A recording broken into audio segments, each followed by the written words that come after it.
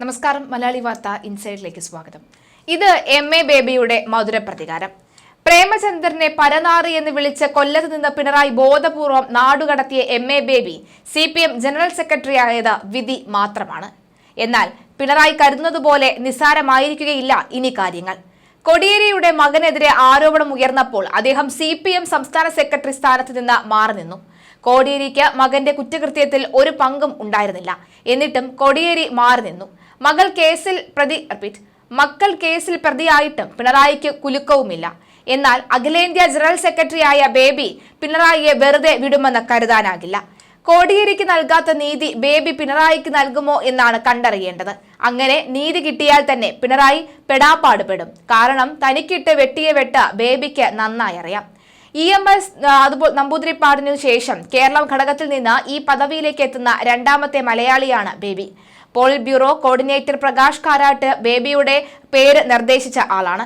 PBയിലെ seniority കൂടി പരിഗണിച്ചാണ് ബേബിയെ നിർദ്ദേശിക്കുന്നത് എന്ന് അദ്ദേഹം വിശദീകരിച്ചു. വിദ്യാർത്ഥി രാഷ്ട്രീയത്തിലൂടെ കടന്നുവന്ന യുവജന പ്രസ്ഥാനത്തിന്റെ അമരക്കാരനാവുകയും പിൽക്കാലത്ത് സംഘടനാ പാർലമെന്റ് പ്രവർത്തനങ്ങളിൽ വൈഭവം തെളിയിക്കുകയും ചെയ്ത ബേബി പാർട്ടിയുടെ ഭൗതിക ദാർശനിക മുഖങ്ങളിൽ ഒന്നാണ്. 1954 കുന്നത്ത് PM അലക്സാണ്ടറുടെയും ലില്ലിയുടെയും 8 മക്കളിൽ ഇളയവനായാണ് ജനനം. പ്രാക്കുളം NSS ഹൈസ്കൂൾ, കൊല്ലം SN കോളേജ് എന്നിവിടങ്ങളിലായിരുന്നു വിദ്യാഭ്യാസം. SFIയുടെ പൂർവ്വരൂപമായ KSFിലൂടെ ആയിരുന്നു ബേബിയുടെ രാഷ്ട്രീയ പ്രവേശനം. 1975 SFIയുടെ കേരള ഘടകം പ്രസിഡന്റായി. 1977 കൊല്ലം ജില്ലാ കമ്മിറ്റിയിലും എടുത്തു. 1978 ലോക യുവജനമേളയിൽ ഇന്ത്യയെ പ്രതിനിധീകരിച്ചു. 84 സംസ്ഥാന കമ്മിറ്റി അംഗമായി. 89 കേന്ദ്ര കമ്മിറ്റി അംഗമായ ബേബി 2014 PBയിൽ എത്തുന്നത്. SFIയുടെയും DYFIയുടെയും നിർണായക ചുമതലകൾ അദ്ദേഹം വഹിച്ചിട്ടുണ്ട്. 83 DYFIയുടെ അഖിലേന്ത്യാ ജോയിന്റ് സെക്രട്ടറിയായി.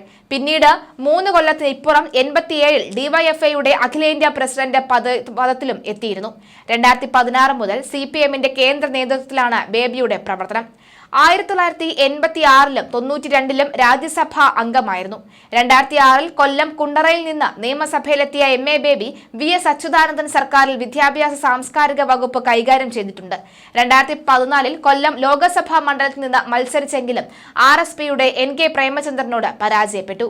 ബേബിയെ ജനറൽ സെക്രട്ടറി ആകുന്നതിനെതിരെ ബംഗാൾ ഘടകം എതിർപ്പ് ഉന്നയിച്ചു. എന്നാൽ ബേബിയുടെ എതിർപക്ഷം പരിഗണിച്ചിരുന്ന കിസാൻ സഭ ദേശീയ പ്രസിഡന്റ് അശോക് ധാവളയുടെ നിലപാട് PB യോഗത്തിൽ വഴിത്തിരിവാവുകയായിരുന്നു. ബംഗാളിൽ നിന്നുള്ള മുഹമ്മദ് സലീമിനെ ധവളെ നിർദ്ദേശിച്ചെന്നും സാരം. എന്നാൽ താനില്ല എന്ന് സലീം വ്യക്തമാക്കി. ഇതോടെ തർക്കം വേറൊരു വഴിയിലായി. ഒടുവിൽ ഭൂരിപക്ഷ അഭിപ്രായം മാനിച്ച് ബേബിയെ നിർദ്ദേശിക്കാൻ PB തീരുമാനിക്കുകയായിരുന്നു. കൊല്ലം ജില്ലാ സമ്മേളനത്തിൽ എം.എ. ബേബിയുടെ സാന്നിധ്യത്തിലാണ് പിണറായിക്കെതിരെ ആണികൾ ആഞ്ഞടിച്ചത്. ഇതിന് ബേബിയുടെ മൗനാനുവാദം ഉണ്ടായിരുന്നതായും ആരോപണമുണ്ട്. തൊഴിലാളി വർഗ പാർട്ടിയുടെ സംസ്ഥാന സെക്രട്ടറി ജാഥ നടത്തിയപ്പോൾ പാവം മൈക്ക് ഓപ്പറേറ്ററുടെ മെക്കിട്ട് കയറിയത് ശരിയാണോ എന്നാണ് CPM ജില്ലാ സമ്മേളനത്തിൽ പ്രതിനിധികൾ ചോദിച്ചത്. ഈ സമ്മേളനത്തിന്റെ ആദ്യ ദിനത്തിൽ ജില്ലാ സെക്രട്ടറി S. സുദേവൻ അവതരിപ്പിച്ച പ്രവർത്തന റിപ്പോർട്ടിന്മേൽ ആരംഭിച്ച ചർച്ചയിലാണ് സംസ്ഥാന നേതൃത്വത്തിനെതിരെ പ്രതിനിധികൾ രൂക്ഷ വിമർശനം ഉയർത്തിയത്. BJP നേതാവ് പ്രകാശ് ജാവദേക്കറുമായി കൂടിക്കാഴ്ച നടത്തിയ കേന്ദ്ര കമ്മിറ്റി അംഗം EP ജയരാജനെതിരെ പാർട്ടി നടപടിയെടുക്കാതിരുന്നത് എന്തെന്ന ചോദ്യവും ഉയരുന്നുണ്ട്. തെരഞ്ഞെടുപ്പ് വേളയിൽ കേന്ദ്ര കമ്മിറ്റി അംഗം AK ബാലൻ നടത്തിയ മരപ്പട്ടി പ്രയോഗം വേണ്ടാത്തതായിരുന്നുവെന്നും വിമർശനം ഉയർന്നിരുന്നു. വികസനക്ഷേമ പദ്ധതികൾക്ക് പണമില്ല എന്ന് മാത്രം പറയാൻ ഒരു സർക്കാർ എന്തിനാണ് എന്ന് പ്രതിനിധികൾ ചോദിച്ചു. സംസ്ഥാന സെക്രട്ടറി ആയിരുന്ന ശേഷം MV ഗോവിന്ദൻ കാസർഗോഡ് നിന്നും തിരുവനന്തപുരത്തേക്ക് നടത്തിയ ജനകീയ പ്രതിരോധ ജാഥ തൃശൂരിലെത്തിയപ്പോൾ മൈക്ക് ഓപ്പറേറ്ററോട് തട്ടിക്കയറിയാനിടയായ സംഭവം ചൂണ്ടിക്കാട്ടിയായിരുന്നു ഗോവിന്ദൻ വേദിയിലേക്ക് പ്രവേശനം നടത്തിയത്. മുഖ്യമന്ത്രി പിണറായി വിജയനെയും പാർട്ടി സെക്രട്ടറി MV ഗോവിന്ദനും മൈക്ക് ഓപ്പറേറ്റർമാരോട് വരെ തട്ടിക്കയറുകയാണ് ഉണ്ടായത്. സാധാരണ ജനങ്ങൾ ഇത് കണ്ടുകൊണ്ടേ ഇരിക്കുകയാണെന്ന് ഓർമ്മ വേണം. EP ജയരാജന്റേത് കമ്മ്യൂണിസ്റ്റ് രീതിക്ക് ചേർന്നതല്ല. തെരഞ്ഞെടുപ്പ് ദിനത്തിലെ ജയരാജന്റെ വെളിപ്പെടുത്തൽ തിരിച്ചടിയായി. MLA ആയ MV ഗോവിന്ദൻ പാർട്ടി സംസ്ഥാന സെക്രട്ടറി ആയതും V. ജോയ് തിരുവനന്തപുരത്ത് ജില്ലാ സെക്രട്ടറി ആയതും വിമർശനത്തിന് ഇടയാക്കി. MLA ആയ MV ഗോവിന്ദന് പാർട്ടി സംസ്ഥാന സെക്രട്ടറിയാകാം, MLA ആയ ജോയിക്ക് ജില്ലാ സെക്രട്ടറിയുമാകാം. എന്നാൽ പഞ്ചായത്ത് അംഗമായ പാർട്ടിക്കാരന് ലോക്കൽ സെക്രട്ടറിയാകാൻ പാടില്ല. ഇതെങ്ങനെ ശരിയാകും എന്നായിരുന്നു ഒരു പ്രതിനിധിയുടെ ചോദ്യം. സമ്മേളനം ഉദ്ഘാടനം ചെയ്ത പോളിറ്റ് ബ്യൂറോ അംഗം M.A. ബേബിയുടെ പ്രസംഗത്തിലെ പരാമർശങ്ങളെ ചൊല്ലിയും വിമർശനം ഉയർന്നിരുന്നു. ശ്രീ ശ്രീലങ്കയിൽ കമ്മ്യൂണിസ്റ്റുകാർ എല്ലാവരെയും കൂട്ടിയോജിപ്പിച്ച് മത്സരിച്ച് അധികാരം പിടിച്ചുവെന്ന പോളിറ്റ് ബ്യൂറോ അംഗം പറയുമ്പോൾ ഇന്ത്യയിലെ കമ്മ്യൂണിസ്റ്റ് പാർട്ടിക്ക് എന്തുകൊണ്ട് അതിന് നേതൃത്വം കൊടുക്കാൻ കഴിയുന്നില്ല എന്നായിരുന്നു ചോദ്യം. ഇന്ത്യ മുന്നണിയുടെ നേതൃത്വത്തിലേക്ക് ഉയരാൻ CPM-ന് കഴിയുന്നില്ല. ദേശീയ തലത്തിൽ CPM പരാജയമാണ്, താഴോട്ട് തന്നെയാണ് വളർച്ച. സീതാറാം യെച്ചൂരി അന്തരിച്ചപ്പോൾ പകരം ജനറൽ സെക്രട്ടറിയെ കണ്ടെത്താൻ കഴിയാത്ത പാർട്ടിയായി CPM മാറി. പാർട്ടി ഭരണഘടനയിൽ കോർഡിനേറ്റർ എന്ന പദവി ഉണ്ടോ? സമരങ്ങൾ നടത്താനോ താഴെത്തട്ടിൽ പ്രവർത്തനം ശക്തിപ്പെടുത്താനോ കഴിയുന്നില്ല. ദേശീയ നേതാക്കൾ എന്ന് പറഞ്ഞ് ഡൽഹിയിൽ പോയിരിക്കുന്നവർക്ക് അവിടെ എന്ത് പണി? പ്രതിനിധി ചോദിക്കുന്ന ചോദ്യമായിരുന്നു ഇത്. സംസ്ഥാന സർക്കാരിന്റെ ലൈഫ് മിഷൻ പദ്ധതിയെക്കുറിച്ചും വിമർശനം ഉയർന്നിരുന്നു. ലൈഫ് പദ്ധതിയിലും ഇന്ദിര ആവാസ് യോജനയിലും ഉൾപ്പെട്ടവരെ IAY-യിലേക്ക് മാറ്റി ലൈഫ് പദ്ധതിയുടെ ഭാരം കുറയ്ക്കുകയാണ് സർക്കാർ. ഇത് പരോക്ഷമായി BJP സഹായിക്കലാണ് എന്നും വിമർശനം ഉയർന്നിരുന്നു. പിണറായി കാരണമാണ് 2014 ബേബി തോറ്റത്. പ്രേമചന്ദ്രനെ CPM സംഘിയാക്കുകയും ചെയ്തു.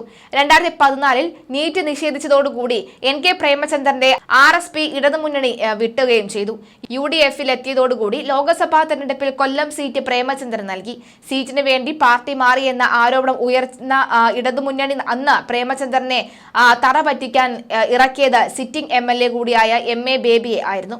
പ്രചാരണത്തിൽ ഇടതു നേതാക്കൾ പ്രേമചന്ദ്രനെ കടന്നാക്രമിച്ചു. അന്ന് CPM സംസ്ഥാന സെക്രട്ടറി ആയിരുന്ന പിണറായി വിജയൻ കൊല്ലത്തെ പ്രചാരണ യോഗത്തിൽ പ്രേമചന്ദ്രനെ പരനാറി എന്ന് വിശേഷിപ്പിച്ചു. ഈ പ്രയോഗം തെരഞ്ഞെടുപ്പിൽ മുഖ്യ വിഷയമാക്കാൻ UDF-ന് കഴിഞ്ഞു. ഫലം വന്നപ്പോൾ 37,649 വോട്ടിനായിരുന്നു ജയം. സീതാറാം യെച്ചൂരിയുടെ പിൻഗാമിയായി മലയാളികൾ വരാതിരിക്കാൻ മുഖ്യമന്ത്രി പിണറായി വിജയൻ കരുക്കൾ നീക്കിയിരുന്നു. സീതാറാം യെച്ചൂരിയുടെ പിൻഗാമി ആരാകുമെന്നാണ് രാഷ്ട്രീയ ലോകം ഉറ്റുനോക്കിയത്. വൃന്ദ കാരാട്ട്, മണിക് സർക്കാർ, MA ബേബി എന്നീ പേരുകളാണ് ചർച്ചയിൽ ഉണ്ടായിരുന്നത്. യെച്ചൂരി ഒരു മാസമായി ആശുപത്രിയിലായിരുന്നപ്പോൾ 17-അംഗ PB-യിലെ പാർട്ടി സെനറ്റാണ് ദൈനംദിന കാര്യങ്ങൾ മുന്നോട്ട് കൊണ്ടുപോയിക്കൊണ്ടിരുന്നത്. സെനറ്റിൽ പ്രവർത്തിക്കുന്ന PB അംഗങ്ങൾ ഓരോരുത്തർക്കും ചുമതലകൾ വിഭജിച്ച് നൽകി. ജനറൽ സെക്രട്ടറി ഏകപക്ഷീയമായി തീരുമാനം കൈക്കൊള്ളുന്ന സംഘടനാ സംവിധാനമല്ല CPM-ന്റേത്. ജനറൽ സെക്രട്ടറി അടക്കം 10 അംഗങ്ങളാണ് PB-യിലെ പാർട്ടി സെനറ്റിൽ ഉള്ളത്. യെച്ചൂരിയുടെ വേർപാടിനെ തുടർന്ന് അത് 9 മാറുകയും ചെയ്തു. എന്തായാലും ഇനി MA ബേബിയുടെ കാലമാണ്. പിണറായി ഭയക്കുന്നത് പലതും നടക്കാനുള്ള സമയമായിട്ടിരിക്കുന്നു എന്ന് വേണം നമുക്ക് ഇതിൽ നിന്നും കണ്ടറിയാൻ.